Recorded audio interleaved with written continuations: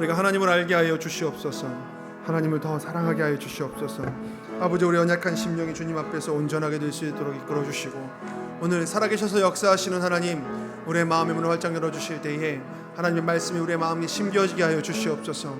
각 사람의 상황, 환경, 저는 알지 못하오나 하나님은 모든 것을 다 알고 계시오니 하나님의 광야 가운데 친히 이끄시는 전능하신 자의 그늘로서 그들의 걸음에 확신을 더하여 주시고, 오늘 주님께서 말씀 앞에 나온 모든 영혼들이 하나님 말씀 듣고 돌아갈 수 있도록 하나님 한 영혼도 거저갔다고 돌아감 없이 허탄한 심령 없게 하여 주시옵소서. 아버지, 사랑하시는 이 나라 가운데 하나님 세우신 많은 위정자들과 지도자들에게 하나님을 두려워하고 경외하는 마음 허락하여 주셔서 그들이 하나님 주신 말씀으로 나라를 운영할 수 있게 인도하여 주시옵소서. 아버지, 각가지의 문제들이 우리의 광야 가운데 산적해 있습니다만 아버지, 우리가 이를 통해서 오직 하나님께 더 가까이 나아갈 수 있게 됨을 감사합니다.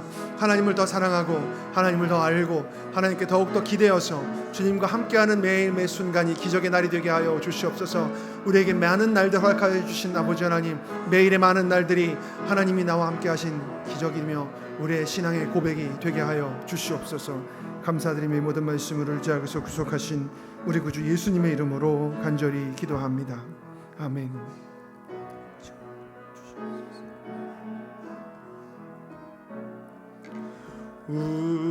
우리에게 향하신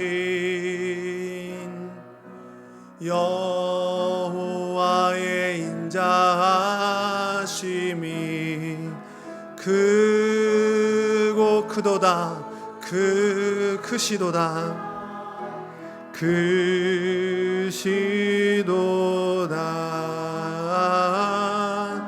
크고 크도다, 크시도다. 우리에게 향하신 여호와의 진실하심이, 우리에게 향하신 여호와의 진실하심이 영원하시도다.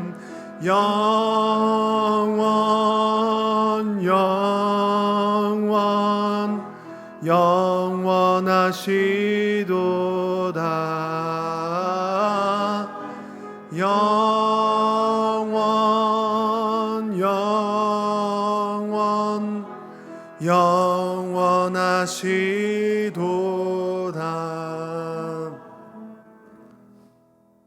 살아계셔서 역사하시며 우리 가운데 함께 하시는 아버지 하나님, 하나님께서 여기까지 우리를 지키셨고 오늘도 우리와 함께 하시며 내일도 우리와 동행해 주심을 감사합니다.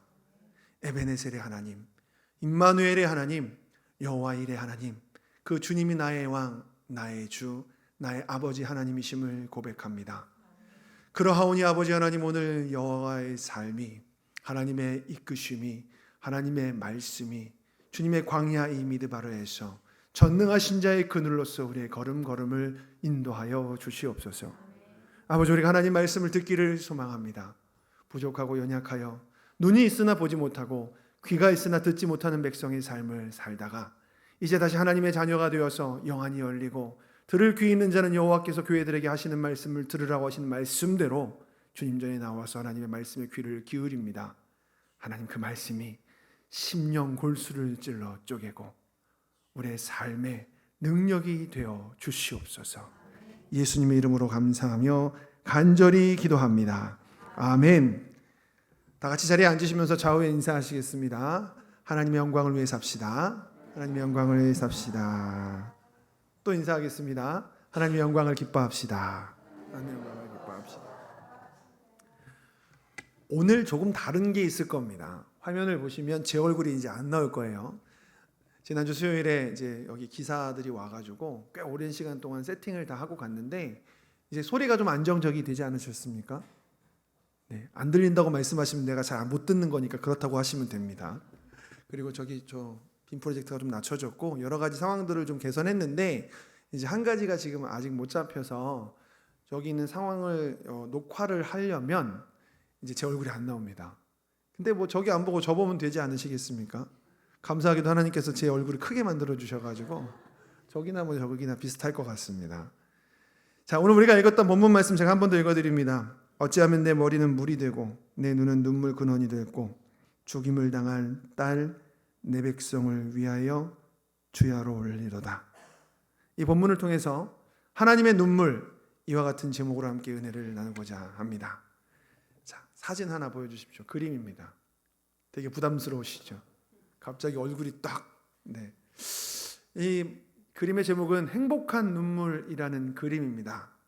경매가로 90억을 기록했던 그림입니다. 껌종이 같이 생겼죠. 근데 이 그림이 90억이라는 사실이 저는 잘 이해가 되지 않습니다. 이 그림이 로이 리히텐슈타인이라고 하는 팝 아트의 거장이 그렸던 그림입니다. 그리고 예술을 좋아하고 미술에 관심이 있는 분들은 왜 그런 가격인지 고개를 끄덕일지도 모르시겠습니다만, 제가 좀 문외한이라서 이게 어떻게 90억이나 되는 가격에 낙찰이 됐을까 하고 다른 전문가의 도움을 좀 받아봤습니다. 그래서 뉴욕 경매 전문가가 매긴 미술품의 가치를 매기는 10가지 기준을 좀 써왔는데, 여러분이 들어보시기 그 기준에 맞춰서 이게 90억이 될 수 있는 이유를 찾아보시기 바랍니다. 재질, 크기, 매체, 주제, 진위 여부, 희귀성, 보존 상태, 역사성, 출처, 유행. 전 모르겠습니다. 근데 이 그림이 지금은 300억이 넘는다고 하더라고요. 만약 누가 저에게 3만 원을 주고 이 그림을 가질 거냐, 3만 원으로 껌을 사 먹을 거냐고 하면 아마도 저는 이 그림의 가치를 몰랐을 때는 고민하다가 껌을 사서 껌 종이를 집에다 붙여놓을 것 같습니다. 제가 이 그림을 모욕하고자 하는 것이 아니라 그 볼 줄 아는 눈이 있는 사람과 없는 사람은 거기에 대해서 잘 판가름이 안 된다는 말씀을 드리는 겁니다. 근데 이 로이 리히텐슈타인 이 사람이요, 대중문화와 현대 미술을 그 경계를 허물어서 위대한 걸작품을 만든 사람으로 평가되더라고요. 그래서 보는 사람들은 이 그림을 보면서 그 정도 가격에 이 그림을 사도 아깝지 않아 하는 것이겠죠. 제가 목회자지 않습니까? 그래서 최대한 제가 가지고 있는 가치적 기준을 가지고서 뭐 신미성, 예술성 이런 거 말고요, 이 그림이 왜 가치가 있게 느껴졌을까를 한번 상상해 봤습니다. 문득 이런 생각이 드는 거예요. 제목이 행복한 눈물인데, 팍팍한 삶을 살아가고 있는 사람들에게 진짜 감정이 점점 사라지고 있는 것은 아닐까. 진짜 눈물을 흘린 기억도 오래되고, 정말 행복이라고 하는 것을 이제는 돈도 많이 벌고 가정을 따뜻하고 안락하게 만들었는데 그 집에서 못 찾는 것은 혹시 아닐까. 아무리 비싼 돈을 지불하더라도 진짜 눈물, 진짜 행복 혹은 행복한 눈물을 흘리고 싶은 것은 아닐까 하는 개인적인 추측을 좀 해보았습니다. 여러분, 이 세상에 많은 신앙인들이요, 감정의 편향을 겪고 자라납니다. 이 말이 무슨 말이냐면, 요즘은 많이 바뀌기는 했는데요, 제가 어린 시절만 하더라도 성경에 나와 있는 말씀 중에서 항상 기뻐하라, 쉬지 말고 기도하라, 범사에 감사하라, 이는 그리스도 예수 안에서 너희를 향한 하나님의 뜻이다 라는 이 말씀을 기준으로 하여서 우리의 신앙에 부정적인 감정과 긍정적인 감정이라는 이원화 작업을 좀 했었던 시대가 있었습니다. 저만 그런지 모르겠지만요. 그래서 기뻐하고 즐거워하고 감사하고 감탄하는 예배는 좋은 건데, 탄식하고 슬퍼하고 눈물 흘리는 것은 믿는 사람한테는 적절하지 않아 라고 하는 설교도 들어봤고요, 그러한 신앙 훈련으로 살아도 보았습니다. 그래서 어린 시절에는 오로지 기쁨, 감사, 그러니까 부정적이지 않은 감정만이 신앙에 도움이 되는 줄 알고 열심히 노력을 하고 그렇게 예배를 드리려고 애를 써봤는데, 이상하게도요, 시간이 흐르면 흐를수록 제 감정이 메말라가는 거예요. 기뻐해야 하는데 기쁨만 추구하니까 이 기쁨이 가짜가 되어가고 있는 저를 느끼게 되었습니다. 참 혼란스러운 시기였어요. 그러다가 이제 대학교에 들어갔는데, 대학교에서 좀 저랑은 다른 문화를 살다가 오신 분들을 만났습니다. 그곳에서는 정말 다양한 감정을 많은 사람과 공유하는 사람들이 있었어요. 잘 웃고 잘 울고 때로는 분노하기도 하면서 예배 가운데에서도 그 많은 감정들을 그대로 가지고 있는 사람들이었습니다. 그런데 놀라웠던 점은 그 사람들의 삶이 오히려 신앙에서도 모범이 되는 걸 보았어요. 여러 가지 면에서 모범이 되었고, 정말 저렇게 사니까 저 감정들을 다 유지하고 사니까 많은 사람들에게 영향력을 미치는구나 하는 것을 깨달았습니다. 그러면서 제가 살면서 만들어왔던 저의 신앙이 깨어졌어요. 이제 보니까 저는 너무 잘못된 단편적인 것만 가지고 부정이 아니라 다양한 삶의 하나님이 주신 선물의 감정들을 포기하고 놓치고 살고 있었던 것이었습니다. 여러분, 삶에 찾아오는 고난과 눈물도 하나님이 주신 것이지 않습니까? 그래서 우리가 그것에 대해서 의미를 좀 부여하고 찾아봐야 되는데요. 생각해 보면 성경은 뭐라고 기록하느냐? 하나님은 때로 기뻐하시고, 때로 슬퍼하시고, 때로 분노하시고, 때로 탄식한다고도 기록을 하십니다. 다시 말해서 희노애락의 감정은 우리가 오리지널이 아닙니다. 하나님이 가지고 계셨던 그것을 하나님의 형상을 닮은 우리에게 선물로 주셨던 거예요. 그러므로 우리가 바로 쓰기만 한다면 이와 같은 감정은 그 무엇도 부정적인 것이 아니라 우리의 신앙에 큰 유익을 주는 것입니다. 그러므로 우리의 의로운 분노나 눈물도 신앙의 필수 요소입니다. 그러므로 마음껏 힘들 때는 우셔도 됩니다. 하나님께 의혹을 제기하고 탄식하셔도 됩니다. 여러분, 생각해 보면 우리는 이 희노애락의 감정을 하나님께 선물로 받은 것입니다. 그래서 여러분, 이렇게 감정이 풍부한 사람들은 감수성도 넘칩니다. 그래서 계절의 변화를 잘 느끼고는 합니다. 그래서 여러분, 왜 봄이 돼서 꽃이 피면은 막 감탄하시는 분들 있으시잖아요. 여름이 돼서 녹음이 우거지면 그 안에서 인생을 발견하시는 분들, 막 가을에 막 단풍이 막 전 산을 막 물들이는 걸 보고서 그 산을 보면서 무언가 인생의 여정을 생각하시고 그때그때 감상에 빠지는 분들, 여러분, 그거는 F인데요라고 얘기하지 마시기 바랍니다. 우리의 감정 하나님께서 주셨고 그 감수성이 우리 가운데 있는 것이 굉장히 중요합니다. 여러분, 근데 나이가 들면요, 들수록 이 감정이 무뎌지지 않으십니까? 이제 좀 짜증내기도 잘 안 하게 되고, 물론 화도 잘 안 냅니다.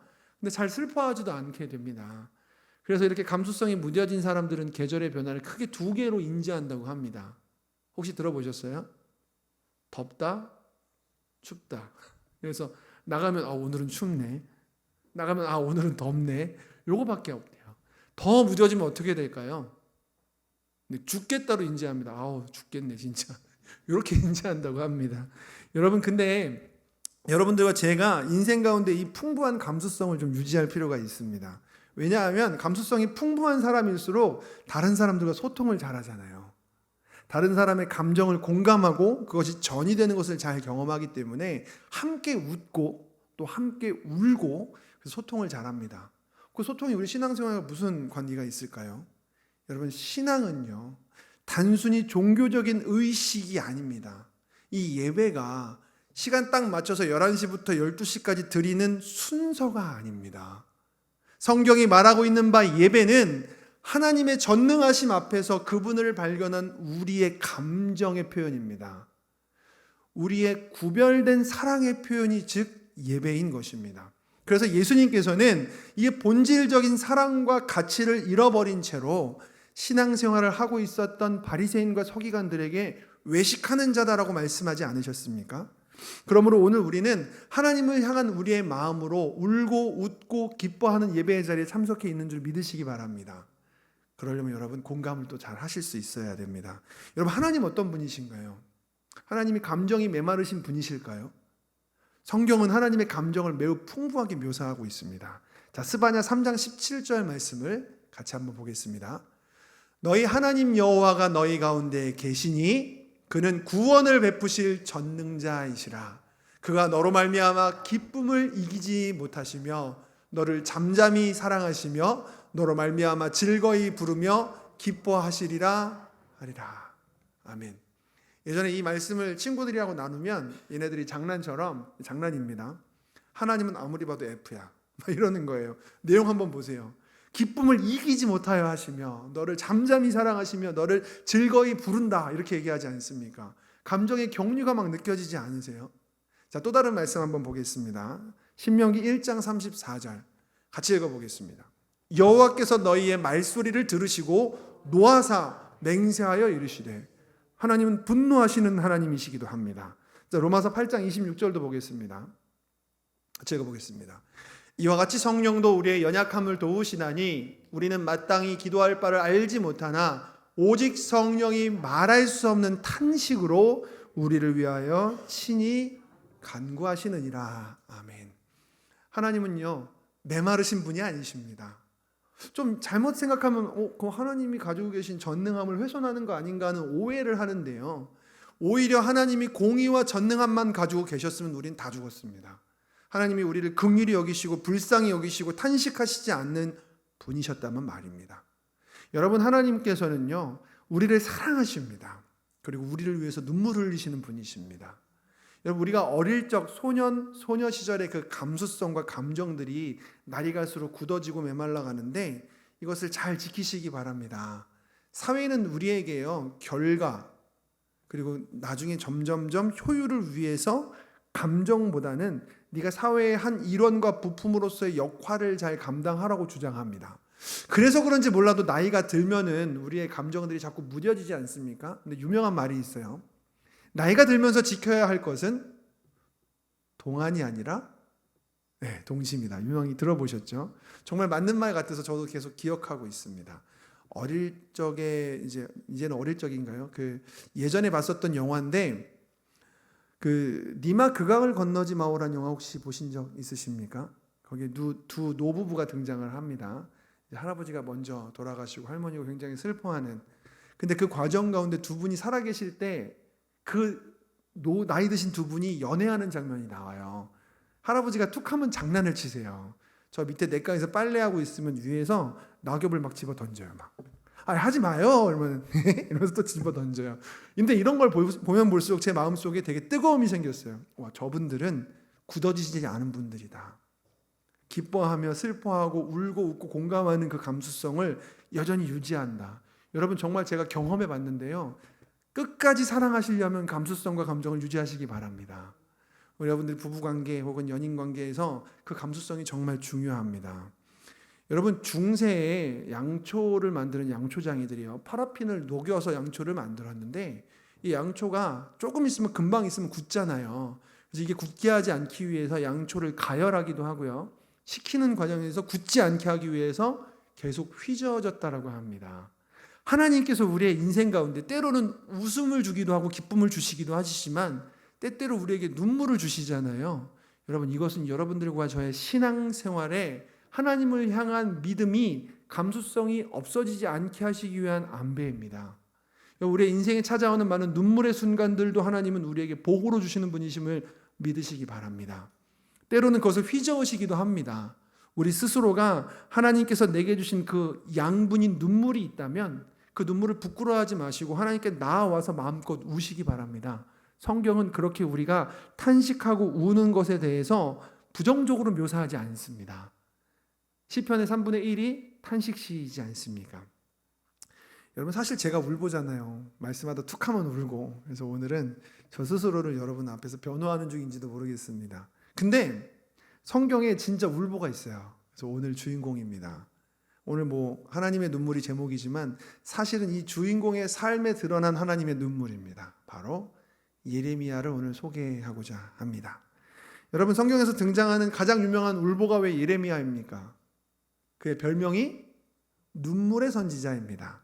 여러분, 예레미야가 늘 울었고 그의 삶이 울음으로 가득할 수밖에 없었고, 심지어 그가 쓴 책이 2권인데 한 권은 예레미야서, 한 권은 예레미야 애가입니다. 눈물의 노래. 그 예레미야를 좀 보겠습니다. 먼저 그의 배경을 좀 살펴보겠습니다. 그는 제사장 가문에 태어난 제사장이었습니다. 힐기야의 아들이었습니다. 그러니까 사람들로부터 존경받기를 원하는 마음에 그의 아버지 힐기야는 이 사람의 이름을 예레미야, 여호와께서 높이시다라고 짓게 됩니다. 그런데 예레미야의 인생은 적어도 그 이름과 같은 삶은 아니었던 걸로 보입니다. 예레미야는 참 괴롭고 힘든 삶을 살았습니다. 하나님께서 그를 선지자로 부르신 후에 하나님의 말씀을 증거하는데 사람들 앞에 증거했던 말씀들이 그 사람들이 듣기 싫어하는 말씀이었습니다. 바벨론에 의해서 우리가 포로가 될 것이니까 항복해라. 그랬더니 사람들이요, 예레미야를 가두고 때리고 고통스럽게 만듭니다. 심지어 예레미야가 너무너무 사랑하는 그들이 말입니다. 그래서 예레미야 삶은 고난의 연속이었습니다. 눈물이 가득한 삶이었습니다. 그래서 예레미야의 삶을 여호와께서 높이셨다라고 말할 수 있을까? 우리는 고개를 갸우뚱합니다.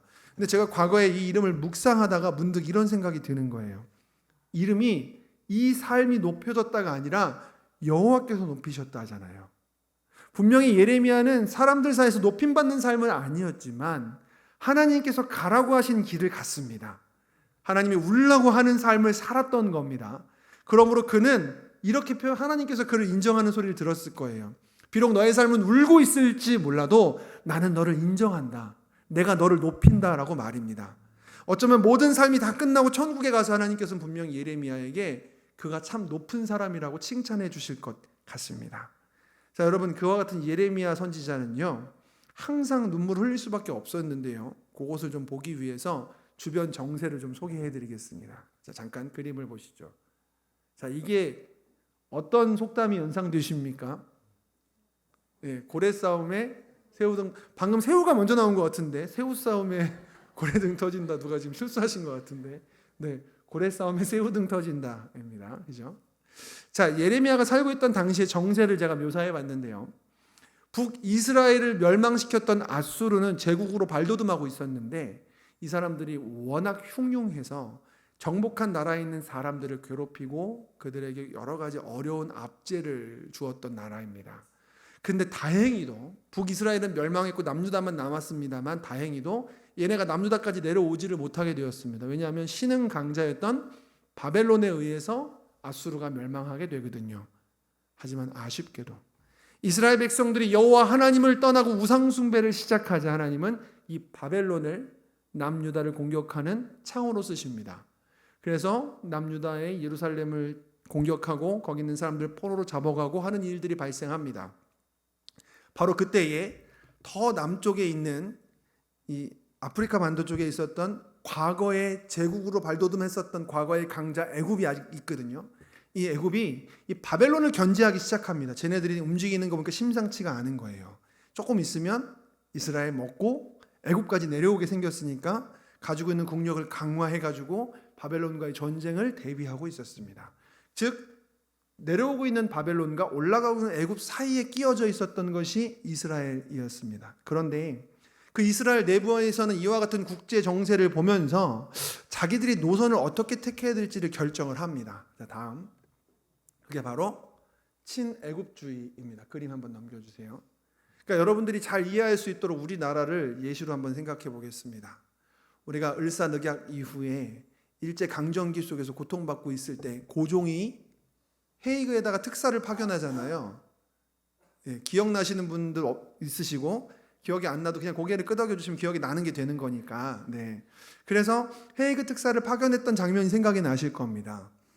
바벨론이 이스라엘을 침략하니까 그 내부에 있었던 종교 지도자들과 많은 지도자들이 애굽에다가 원조를 요청하러 사람을 보냅니다. 우리를 도와달라고. 당신들이 올라올 수 있도록 우리가 길을 마련해 놓을 테니까 이 바벨론을 쳐 부숴달라고 이야기를 합니다. 그러니까 다시 말해서 그 당시에 친애굽주의를 표방하고 있었던 종교 지도자들이 우리로 이야기하면은 고종이 헤이그의 특사를 파견했거나 아니면 나라를 위해서 열심히 싸웠던 민족투사, 민족주의자들, 독립투사들, 이와 같은 포지션을 갖고 있는 겁니다. 그러니까 사람들에게 칭찬받았었겠죠. 자, 그 다음. 근데 여기에 전혀 다른 부류가 한 명 있었습니다. 그게 바로 예레미야였습니다. 하나님이 예레미야에게 뭐라고 외치게 하셨냐면 바벨론에 의해서 이 성은 무너질 것이다. 너희는 포로로 잡혀갈 것이다. 바벨론에다가 항복해라. 이렇게 이야기하는 겁니다. 을사오적 기억나시죠? 그러니까 예레미야 입장에서는 자기가 이 말을 하는 게 어떤 의미인지 몰랐을 리가 없어요.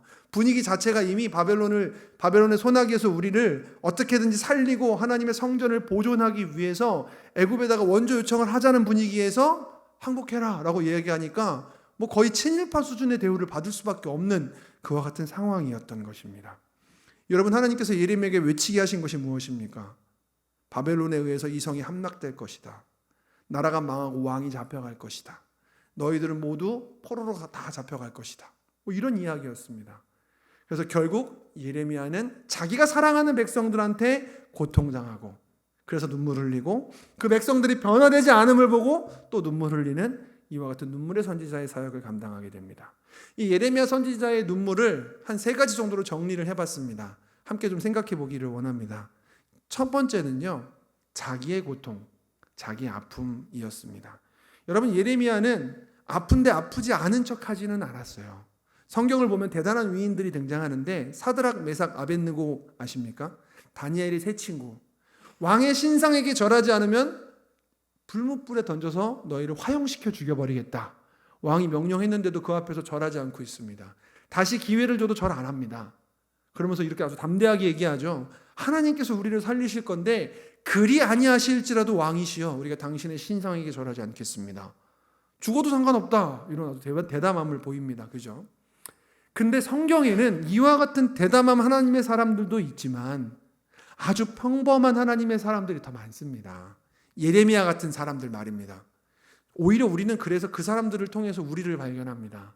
연약하면 눈물 흘리고 탄식하고 하나님께 왜 제가 이런 고통 속에 있어야 되냐고 비명과 외침을 외치는 부르짖어 간구하는 하나님의 사람들이 존재합니다. 여러분, 예레미야는 눈물의 선지자였잖아요. 잘 버텼을까요? 자, 예레미야가 얼마나 고난이 많았는지 제가 한번 열거해 드려 볼게요. 먼저 그는 거의 시위대장의 뜰에 갇혀 있었습니다. 신앙적 자유, 선포할 수 있는 선지자로서의 자유가 거의 없었어요. 그러다가 한 번은 그 왕이었던 시드기야가 그에게 찾아와서 이제 곧 바벨론이 쳐들어올 것 같으니까 우리를 위해서 기도해달라라고 이야기를 합니다. 그랬더니 예레미야가 기도해 주기는커녕 왕이시여 그들에 의해서 이 성이 함락될 것입니다. 이렇게 이야기를 해서 왕의 속을 긁어버려요. 왕이 분노해서 예레미야를 매로 때리게 하고 지하실에 가두게 하는데 이 지하실이 뚜껑이 달려있는 토굴입니다. 얼마나 거기가 고통스럽고 힘들었든지 다시 찾아온 시드기야한테 이 예레미야가 목숨을 구걸합니다. 나중에는 그가 진창에 또 갇혔거든요. 진흙탕 속에. 이 진창이요, 단순히 비가 와서 생긴 진창이 아니라 물이 고여있어 썩은 진창이니까 냄새가 나고요. 그 속에 몸이 잠겨 있으니까 몸은 짓무릅니다. 생각 한번 해보세요. 그리고 진창에 들어가 있으면 잠이나 잘 수 있겠습니까? 몸을 누이면 죽는 거예요. 그러니까 벽에 기대서 자야 되죠. 거기다가 낮과 밤의 기온차가 심한 팔레스타인 지역에서 밤이 되면 또 얼마나 추웠겠습니까? 거의 뭐 죽는 게 나을 것 같은 삶이었을 겁니다.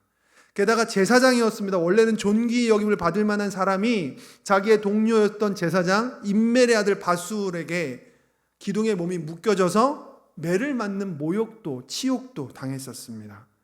이와 같은 문제가 찾아왔을 때 예레미야는 그리 아니하실지라도 주여 저는 괜찮습니다 이렇게 얘기하지 않습니다. 그는 그 속 아픔 앞에서 솔직하게 행동하는데요. 뭐라고 얘기하는지 한번 보겠습니다. 첫 번째는 탄식이었습니다. 자, 예레미야서 15장 10절 같이 읽어보겠습니다. 내게 재앙이로다. 대놓고 내게 재앙이 찾아왔다고 얘기합니다. 15절도 읽어보겠습니다.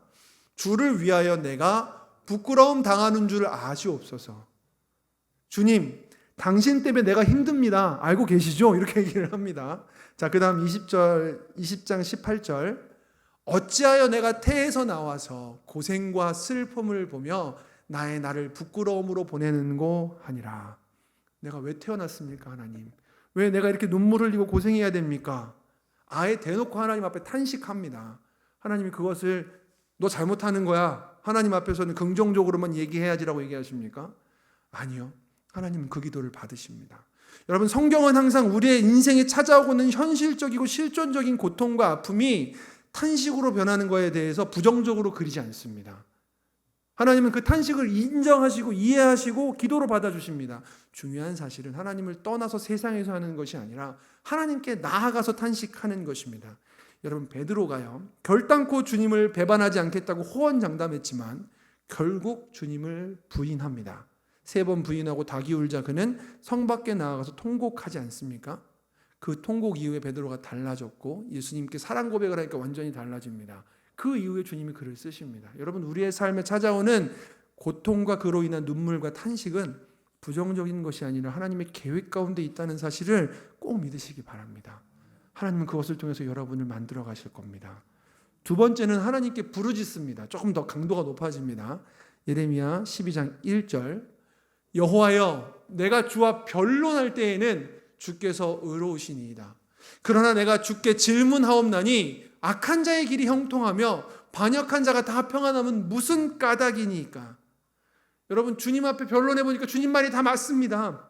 당신 말이 맞다는 걸 내가 이성적으로는 이해하겠습니다. 근데 정말 모르겠습니다. 왜 저 악한 사람들은 잘 먹고 잘 삽니까? 라고 이야기하는 겁니다. 여러분, 이런 질문 살면서 사람들이 다 하지 않습니까? 기독교인들이 하고 있는 이 질문은요, 교리적 차원의 질문이 아닙니다. 진실로 우리의 삶의 실존적인 질문 아니겠습니까? 누구나 다 하고 있는 겁니다. 도대체 내가 왜 이런 삶을 살아야 되는지, 하나님 믿고 하나님 말씀대로 살고 복음을 증거하고 선지자로서의 사명을 감당하는데 왜 이래야지 되는지 저는 모르겠다라고 말합니다. 여러분, 이 부르짖음에 하나님이 뭐라고 응답하시냐면 5절로 6절을 보니까 이렇게 말씀하십니다. 만일 네가 보행자와 함께 달려도 피곤하면 어찌 능히 말과 경주하겠느냐.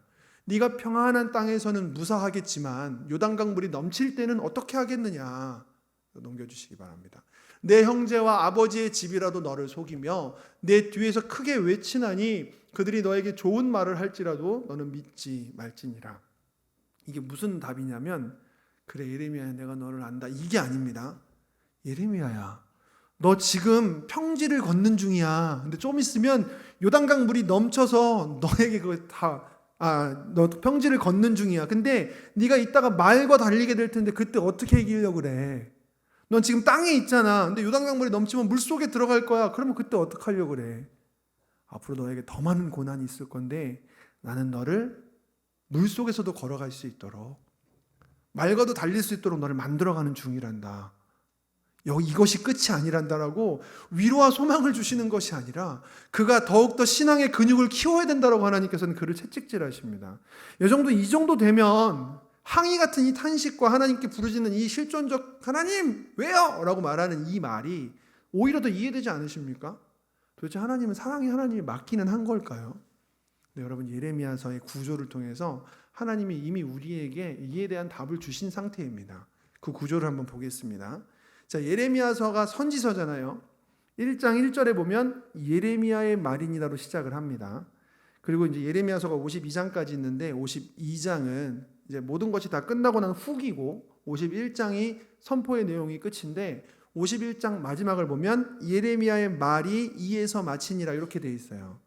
일반적으로 선지서들이 선지자가 말을 할 때는 뭐라고 묘사를 하냐면 누구누구를 통하여서 임한 여호와의 말씀, 혹은 여호와의 말씀이 누구누구를 통하여서 임하였다 이렇게 얘기를 하거든요.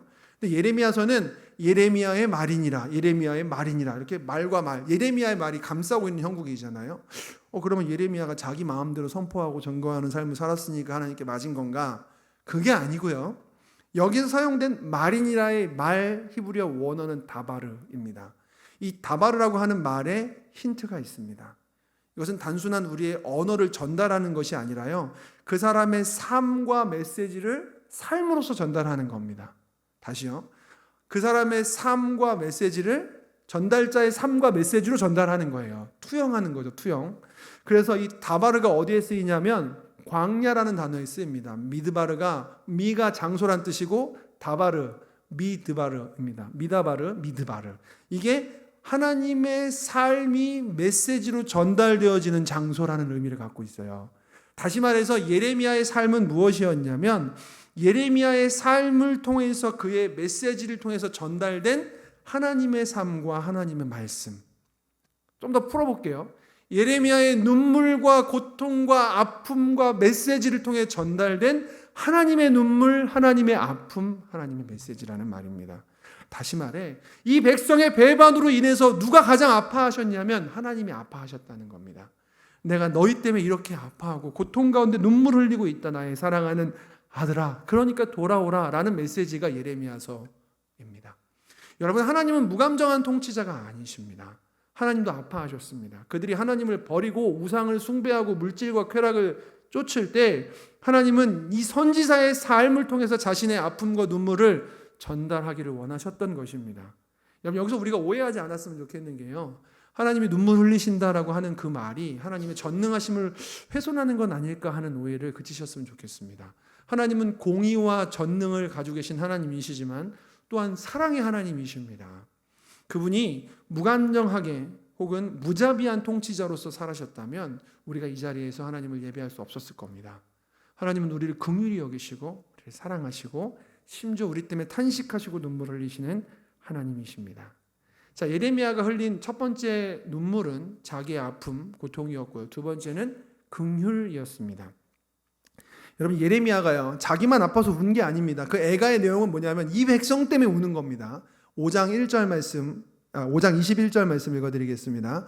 어리석어 지각이 없으며 눈이 있어도 보지 못하고 귀가 있어도 듣지 못하는 백성들이여 이를 들을지어다. 여러분, 백성들이여 하나님께서 말씀을 하고 계시는데 예레미야를 통해서 전달하시는데 보지도 듣지도 못하고 있습니다. 그들을 보면서 안타까운 마음 가운데 눈물 흘리는 겁니다. 생각해 보세요. 아버지가 자식에게 제발 그거 위험하니까 하지 마 하는 장난을 계속 치고 있었어요. 그러다 결국 그 실수로 얘가 눈이 멀고 귀가 멀었습니다. 그럼 아버지가 그 마음을 분노의 마음으로 그 자식을 보겠습니까? 긍휼의 마음으로 보겠습니까? 이 자식이 내가 하지 말랬더니 하고 화를 내시겠습니까? 어쩌다가 하면서 그 아이들을 품겠습니까? 여러분, 지금 예레미야는 하나님의 백성들이 끝까지 하나님을 보지도 듣지도 못하는 걸 보면서 가슴 아파하는 겁니다. 자, 예레미야 31장 20절 말씀 같이 읽어보겠습니다. 에브라임은 나의 사랑하는 아들, 기뻐하는 자식이 아니냐. 내가 그를 책망하여 말할 때마다 깊이 생각하노라. 그러므로 그를 위하여 내 창자가 들끓으니 내가 반드시 그를 불쌍히 여기리라. 여호와의 말씀이니라. 내가 그를 위해서 내 창자가 들끓는다. 책망할 때마다 내가 그를 생각한다라고 하나님이 말씀하십니다. 근데 잘 보세요. 지금 뭔가 좀 계속 연결되는 게 있지 않으세요? 예레미야의 눈물, 예레미야의 아픔인데 묘사는 자꾸 하나님이 아프시대요. 하나님의 창자가 들끓으신대요. 에베소서 2장 4절로 5절 말씀입니다. 긍휼이 풍성하신 하나님이 우리를 사랑하신 그 큰 사랑을 인하여 허물로 죽은 우리를 그리스도와 함께 살리셨고 너희는 은혜로 구원을 받은 것이라. 여기까지만 읽겠습니다. 여러분, 오늘 우리는 감정이 메마른 세상을 살아가요. 그래서 어느덧 타인을 위한 눈물도 점점 인색해지지만 자기 자신을 위한 눈물도 굳어져 가고 있습니다. 그런데 우리의 신앙생활이 하나님 앞에서 온전해지시려면 하나님의 긍휼을 우리 마음 가운데 두어야 합니다. 예레미야가 왜 울었냐면 하나님이 그들 때문에 우셨기 때문에 울었습니다. 여러분, 이처럼 예레미야의 눈물은 하나님의 마음으로 함께 울었던 긍휼의 눈물이었습니다. 마지막 세 번째로 공감 혹은 함께 아파함입니다. 자기 아픔이 아니라 그들의 아픔을 함께 아파했다는 것입니다. 자, 예레미야 8장 21절 읽어드리겠습니다. 딸 내 백성이 상하였으므로 나도 상하여 슬퍼하며 놀라움에 잡혔도다. 이거 하나님 말씀이거든요. 그러면서 하나님께서는 예레미야를 멸망해가고 있는 멸망의 도시 한가운데에서 그들과 함께 무너지게 두셨습니다. 저 멀리 다른 곳에다 그를 보관해 놓으시고 보호해 놓으신 채로 야 가서 걔들한테 선포해라고 하신 것이 아니라 멸망의 도시 한가운데 들어가서 그들과 함께 무너지게 하셨습니다. 그러면서 뭐라고 얘기하시냐면 딸 내 백성이 상함으로 내가 상한다라고 말씀하고 계십니다. 한 번은요, 하나님의 말씀대로 예레미야가 바벨론의 침략을 상징하는, 그래서 포로로 잡혀가는 것을 상징하는 멍에를 목에다가 나무로 만들어서 메고 있었어요. 그랬더니 거짓 선지자 하나냐가 그 모습을 보고 뭐라고 거짓 선포를 하냐면 그 멍에를 꺾어버리면서 여호와께서 우리를 구원하실 것입니다. 이 멍에를 꺾으셨듯이 저와 여러분들을 구원하실 것입니다 라고 얘기합니다. 얼마나 듣기 좋은 말입니까? 여러분, 근데 생각해 보세요. 예레미야가 안 그래도 수모와 치욕을 당하고 있는데 하나님께서 주신 말씀대로 멍에를 메고 나와서 그것을 하고 있는 게 쉬웠겠습니까? 근데 그러고 있는 예레미야의 멍에를 꺾으면서 거짓 선지자로 몰고 있는 거잖아요. 저였다면 아마 분노했을 것 같아요. 야, 내가 어제 분명히 들었거든. 어디 감히 하나님 앞에서 거짓말을 말하느냐고. 너 그러다 큰일 나라고 하나님한테 소리쳤을 것 같아요. 예레미야가 뭐라 그러는지 아십니까? 아멘 여호와여 속히 그렇게 하시옵소서라고 말합니다. 자기가 지금 많은 사람들 앞에서 모욕당하고 있는 것 신경도 안 씁니다. 하나님 차라리 괜찮습니다. 그렇게 돼도 괜찮으니까 어제 제게 주셨던 말씀을 오늘 이 사람을 통해서 번복하는 것이었으면 좋겠습니다. 제발 이 백성 좀 살려주십시오 하나님. 그들의 고통에서 그들의 아픔에서부터 그들을 해방시켜달라고 기도하고 있는 것입니다. 여러분, 근데 다시 한번 하나님께 예레미야가 물어보거든요. 하나님 어떤 것이 맞습니까? 그랬더니 하나님께서 철멍에를 매라고 꺾을 수 없는 심판이 선고된 것입니다. 여러분, 이것은 하나님의 아픔이셨습니다. 하나님은 우리의 아픔을 즐거워하는 분이 아니십니다. 오늘 말씀의 결론을 좀 맺겠습니다. 우리가 이 울보 예레미야가 향했던 도착점, 그가 그리고 있던 방향성을 잘 따라가다 보면 한 분을 만나게 됩니다. 그분이 누구시냐면 그분은 하나님이셨는데 이 백성들을 향한 아픔을 보시고 자기도 아파했던 분이십니다. 목자 없는 양같이 유리하는 그들을 보시면서 긍휼히 여기셨던 분이십니다. 그리고 그들의 아픔을 대신 아파해 주시기 위해서 십자가를 지셨던 분입니다.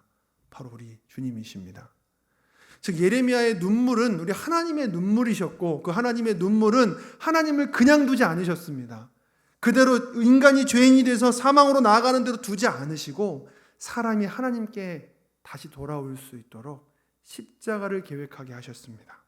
여러분, 우리 주님께서는요, 사랑하는 나사로, 그가 죽었을 때 그 자리에서 울고 있는 다른 사람들과 함께 오셨습니다. 동역자였던 세례 요한이 죽었다는 말을 들으신 예수님께서는 조용히 빈들로 가셨습니다. 그리고 벳세다 빈들에서 목자 없는 양같이 유리하는 백성들을 보면서 그들을 보며 함께 우셨습니다. 자신을 십자가에 달고 모욕하고 있는 이들을 바라보면서 하나님께 그들을 용서해 달라고 기도하셨습니다.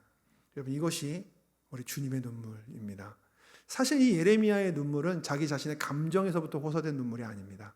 하나님의 마음으로 울었던 눈물입니다. 예수님을 3번 부인했었던 베드로가 닭이 울고 나서 비로소 깨닫고 아예 펑펑 통곡하면서 울잖아요. 그 이후에 주님께서는 베드로에게 양을 맡기십니다. 어쩌면 그 눈물의 참 의미를 알 때까지 기다리신 것이 아닌가 하는 생각을 해봅니다. 여러분, 예레미야는요, 선택할 수 있었습니다. 그는 미래가 보장된 삶을 살 수 있었거든요. 제사장 가문의 유력한 사람. 근데 그는 사람들이 기뻐하는 길이 아니라 하나님께서 기뻐하시는 길을 향해 나갑니다. 어쩌면 그가 제사장으로 살았으면 인기와 존경을 한 몸에 받았을 수도 있을 것입니다. 하지만 그는 눈물의 삶을 걸었고 하나님은 그런 예레미야를 통해서 우셨습니다. 오늘 우리의 삶에 찾아오는 많은 고통과 아픔과 눈물의 삶이 어쩌면 하나님께서 여러분들을 통해서 우시는 건지도 모릅니다. 그러므로 그것을 부정하지 마십시오. 하나님 앞에 솔직하게 가지고 나아가시기를 바랍니다. 탄식하실 때 하나님 왜 그래야 되냐고 하나님께 의구심을 표하고 의혹을 제기하고 막 왜 그래야 되냐고 비명을 지르야 할 때가 있다면 그렇게 나가시기 바랍니다. 하나님 그런 여러분들을 기다리십니다. 이제 오늘 우리에게도 하나님께서 양을 맡기십니다. 여러분들과 제가 울보가 될 차례인지도 모르겠습니다. 기도하겠습니다. 거룩하신 아버지 하나님,